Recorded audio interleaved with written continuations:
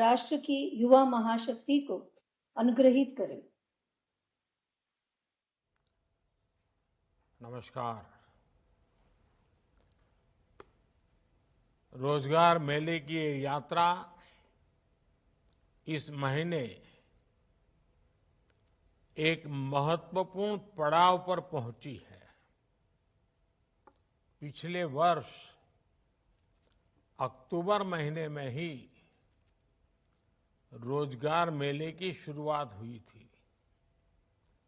तब से निरंतर केंद्र और एनडीए शासित भाजपा शासित राज्यों में रोजगार मेले का आयोजन लगातार किया जा रहा है, बार बार किया जा रहा है। अब तक लाखों युवाओं को सरकारी नौकरी के नियुक्ति पत्र दिए जा चुके हैं। आज भी 50,000 से ज्यादा युवाओं को सरकारी नौकरी दी गई है। दिवाली में अभी कुछ ही समय बाकी है, लेकिन नियुक्ति पत्र पाने वाले 50,000 युवाओं के परिवार के लिए ये मौका दिवाली से जरा भी कम नहीं है। आप सभी ने कड़ी मेहनत से ये मुकाम हासिल किया है। इसके लिए आप सभी मेरे नौजवान साथी, विशेषकर हमारी बेटियां, बहुत बहुत बधाई के पात्र हैं। आपके परिवार को विशेष रूप से मेरी तरफ से बहुत बहुत शुभकामनाएं। साथियों, देश के अलग अलग राज्यों और केंद्र शासित प्रदेशों में आयोजित होने वाले रोजगार मेले युवाओं के प्रति हमारे कमिटमेंट का प्रमाण है। हमारी सरकार युवाओं के भविष्य को ध्यान में रखकर मिशन मोड में काम कर रही है। हम न सिर्फ रोजगार दे रहे हैं, बल्कि पूरे सिस्टम को पारदर्शी भी बनाए हुए हैं, जिससे नियुक्ति प्रक्रिया पर युवाओं का भरोसा बना हुआ है। हमने भर्ती प्रक्रिया को न सिर्फ स्ट्रीमलाइन किया है, बल्कि कुछ परीक्षाओं को रिस्ट्रक्चर भी किया है। स्टाफ सिलेक्शन कमीशन की रिक्रूटमेंट साइकिल में जो समय लगता था, वो लगने वाला समय अब करीब करीब आधा हो गया है। यानी सर्कुलर पत्र जारी होने से लेकर नियुक्ति पत्र देने तक के समय को काफी कम कर दिया है। इससे युवाओं के समय की बड़ी बचत हुई है। युवाओं के हित में सरकार ने एक और महत्वपूर्ण बदलाव किया है। एसएससी के कुछ परीक्षाओं को हिंदी, इंग्लिश और 13 क्षेत्रीय भाषाओं में लेना शुरू कर दिया है। इससे बड़ी संख्या में उन युवाओं को नौकरी के लिए आवेदन करने का अवसर मिल रहा है, जिनके रास्ते में भाषा की दीवार खड़ी थी। साथियों, आज भारत जिस दिशा में आगे बढ़ रहा है, जिस तेजी से आगे बढ़ रहा है, उससे हर सेक्टर में रोजगार के नए अवसर तैयार हो रहे हैं।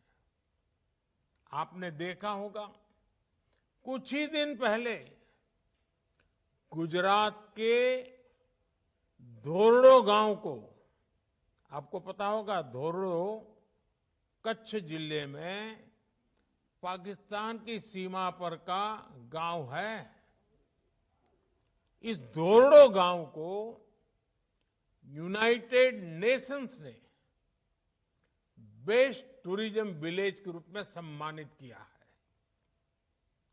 इससे पहले कर्नाटका के होयसला मंदिरों और पश्चिम बंगाल के शांति निकेतन को वर्ल्ड हेरिटेज साइट की पहचान मिली है।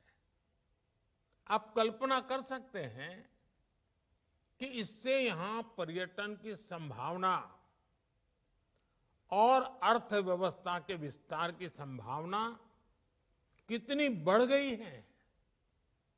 पहले पर्यटन बढ़ने का सीधा मतलब है कि वहां रोजगार के नए अवसर तेजी से बढ़ेंगे, जिसका फायदा ये टूरिज्म का ही तो परिणाम है, जिसका फायदा आसपास के होटल, छोटे छोटे दुकानदार, बस चलाने वाले, टैक्सी चलाने वाले, ऑटो रिक्शा चलाने वाले, इवन टूरिस्ट गाइड के काम करने वाले, हर किसी को लाभ होता है। ऐसे ही स्पोर्ट्स क्षेत्र, ये ऐसे सेक्टर भी हैं जो रोजगार के नए अवसर तैयार कर रहे हैं। नेशनल इंटरनेशनल खेलों में हमारे खिलाड़ी ऐतिहासिक प्रदर्शन कर रहे हैं। ये उपलब्धियां हमारे देश के स्पोर्ट्स लैंडस्केप में भी बड़े बदलाव और विकास का संकेत है। और जब स्पोर्ट्स सेक्टर का विकास होता है तो सिर्फ बेहतर खिलाड़ी ही तैयार होते हैं ऐसा नहीं है, बल्कि इससे ट्रेनर्स, फिजियो, रेफरीज और स्पोर्ट्स न्यूट्रिशंस जैसे अनेक नए अवसर तैयार होते हैं। साथियों, हम रोजगार देने वाले ट्रेडिशनल सेक्टर्स को मजबूत कर रहे हैं और इसके साथ ही हम रिन्यूएबल एनर्जी, स्पेस, ऑटोमेशन और डिफेंस एक्सपोर्ट जैसे नए सेक्टर्स को प्रमोट कर रहे हैं। ड्रोन टेक्नोलॉजी में संभावनाओं के नए द्वार खुल गए हैं। आज किसान ड्रोन्स का क्रॉप असेसमेंट और न्यूट्रिएंट के छिड़काव में उपयोग धीरे धीरे बहुत बढ़ रहा है। स्वामित्व योजना के तहत ड्रोन्स का लैंड मैपिंग में उपयोग हो रहा है। आपने कुछ दिन पहले एक वीडियो देखा होगा। हिमाचल प्रदेश के लाहौल स्पीति में आईसीएमआर ने ड्रोन की मदद से एक जगह से दूसरी जगह दवा पहुंचाई। इस काम में पहले 2 घंटे का समय लगता था, लेकिन ड्रोन की मदद से ये 20, 25, 30 मिनट में ही, उससे भी कम समय में काम हो गया। ड्रोन्स ने बड़ी संख्या में स्टार्टअप्स को भी बढ़ावा दिया है। इस क्षेत्र में हो रहे निवेश से युवाओं को नए तरह के ड्रोन्स की डिजाइनिंग में मदद मिल रही है। मेरे परिवारजनों, इसी महीने हमने पूज्य बापू की जयंती भी मनाई है। गांधी जी ने चरखे को स्वदेशी और कर्मयोग के एक शक्तिशाली प्रतीक के रूप में इस्तेमाल किया। जो खादी अपनी चमक खो चुकी थी, उसकी चमक भी अब वापस लौट आई है। 10 साल पहले खादी की बिक्री 30,000 करोड़ रुपए के आसपास थी। अब ये 1.25 करोड़ रुपए को भी पार कर गई है। इससे खादी और ग्राम उद्योग सेक्टर में अनेक रोजगार के नए अवसर बने हैं। विशेषकर महिलाओं को इससे बहुत मदद मिली है। साथियों, हर देश के पास अलग तरह का सामर्थ्य होता है। किसी के पास प्राकृतिक संसाधन होते हैं, कोई खनिज से संपन्न होता है, तो किसी के पास लंबे समुद्र तट की ताकत होती है। लेकिन इस सामर्थ्य का उपयोग करने के लिए जिस सबसे बड़ी ताकत की आवश्यकता होती है, वो होती है हमारी युवा शक्ति। युवा शक्ति जितनी ज्यादा मजबूत होगी, देश उतना ज्यादा विकास करेगा। आज भारत अपने युवाओं को स्किलिंग और एजुकेशन के द्वारा नए अवसरों का लाभ उठाने के लिए तैयार कर रहा है। भविष्य की आधुनिक जरूरतों को देखते हुए देश में आधुनिक राष्ट्रीय शिक्षा नीति लागू की जा रही है। देश में बड़ी संख्या में नए मेडिकल कॉलेज, आईआईटी, आईआईएम या ट्रिपल आईटी जैसे कौशल विकास संस्थान खोले गए हैं। करोड़ों युवाओं को प्रधानमंत्री कौशल विकास योजना के तहत ट्रेनिंग दी गई है। हमारे देश में करोड़ों कारीगर अपने पारंपरिक व्यवसायों के माध्यम से आजीविका चलाते हैं। ऐसे विश्वकर्मा कारीगरों, उनके लिए पीएम विश्वकर्मा योजना भी शुरू की गई है। आज तकनीक के दौर में सब कुछ तेजी से बदल रहा है, इसलिए हर किसी को अपने हुनर और ज्ञान को अपडेट करते रहना होगा। कोई भी नई स्किल सीखने के बाद ये बहुत जरूरी है कि उसे निरंतर अपस्किल और रिस्किल किया जाए। पीएम विश्वकर्मा योजना के तहत कारीगरों के ट्रेडिशनल स्किल्स को मॉडर्न टेक्नोलॉजी और टूल्स से जोड़ा जा रहा है। मेरे परिवारजनों, युवाओं के लिए रोजगार के अवसर तैयार करना राष्ट्र निर्माण की प्रक्रिया का महत्वपूर्ण हिस्सा है।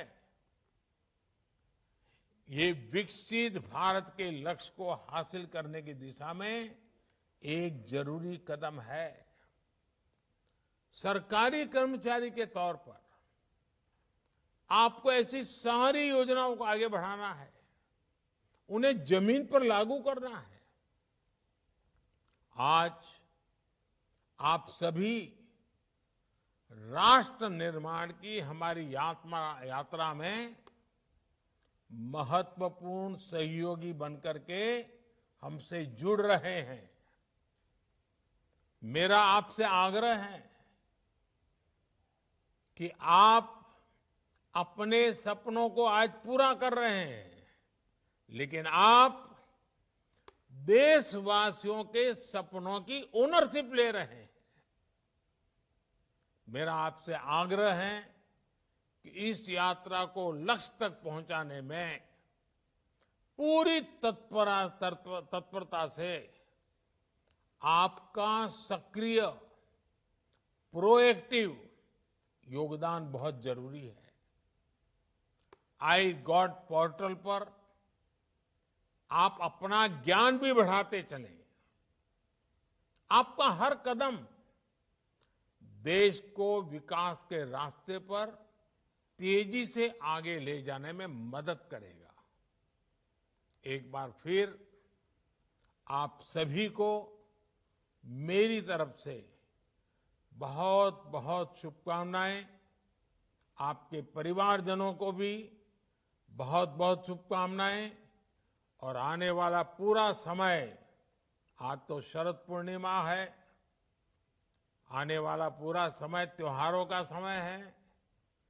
आप जहां हो, भले सरकारी काम में लगे हो, लेकिन वोकल फॉर लोकल इस मंत्र को हर जगह पे पहुंचाइए। आप अपने परिवारजनों को भी बताइए कि हम वोकल फॉर लोकल के लिए कमिटेड रहेंगे, और वही रोजगार के नए अवसर देने का भी एक माध्यम है। फिर एक बार आप सबको बहुत बहुत शुभकामनाएं, बहुत बहुत धन्यवाद।